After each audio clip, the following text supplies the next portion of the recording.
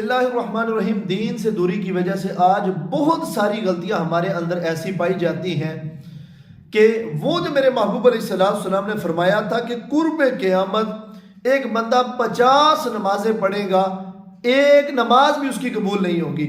और ये याद रखें, जिस तरह नमाज पढ़ना फ़र्ज है, बिल्कुल इसी तरह नमाज के मुतल्लिक़ सीखना भी फ़र्ज है। अब चंद एक गलतियां उमूमी तौर पर हमारी नमाजों के अंदर पाई जाती हैं।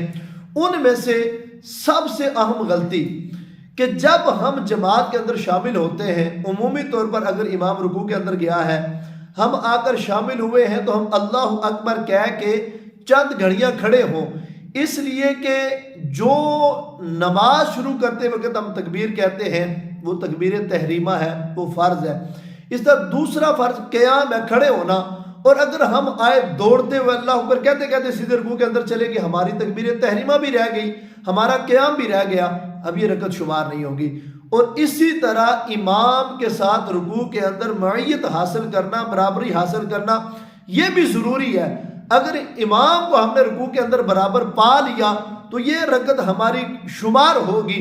अगर हम जा रहे थे, इमाम आ रहा था, या जैसे ही गए इमाम खड़ा हो गया, अब ये रकत शुमार नहीं होगी। लेकिन हमारे यहाँ एक कसीर तबका ऐसा है कि वो आता है तो समझता है कि ये मेरी रकत होगी, आखिर में सलाम फेर देता है। एक दूसरा मामला, उमूमी तौर पर हम नमाज के जब आखिर में आते, इमाम अत्तहियात में बैठा है सलाम फेरने के लिए, और हम आकर शामिल हुए हैं, हमने आकर अल्लाह अकबर किया, अभी हमने हाथ बांधे खड़े थे कि इमाम ने सलाम फेर दी, तो याद रखें हमने इमाम के साथ बराबरी नहीं पाई, लिहाजा हमें नए सिरे से नमाज शुरू करनी पड़ेगी। हाँ, अगर हमने अल्लाह अकबर कह के अत्तहियात के अंदर बराबरी कर लिया इमाम की, चाहे कोई लफ्ज़ नहीं हमने पढ़ा, इमाम के साथ एक रुकन के अंदर हम शरीक हो गए, लिहाजा हमने जमात के सवाब को पा लिया। लिहाजा अगर इमाम के साथ बराबरी होगी तो हमारी नमाज, वगरना हमें नमाज नए सिरे से शुरू करनी पड़ेगी।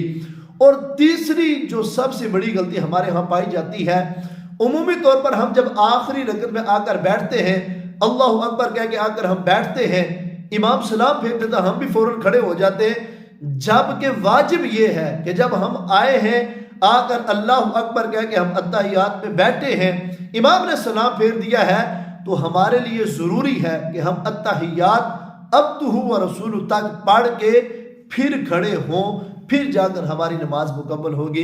अल्लाह रब्बुल इज़्ज़त के नमाज के अहम तरीन मसाइल हमें कामल तरीके से सीखने और अपनी नमाजों की हिफाजत की तौफीक अता फरमाए।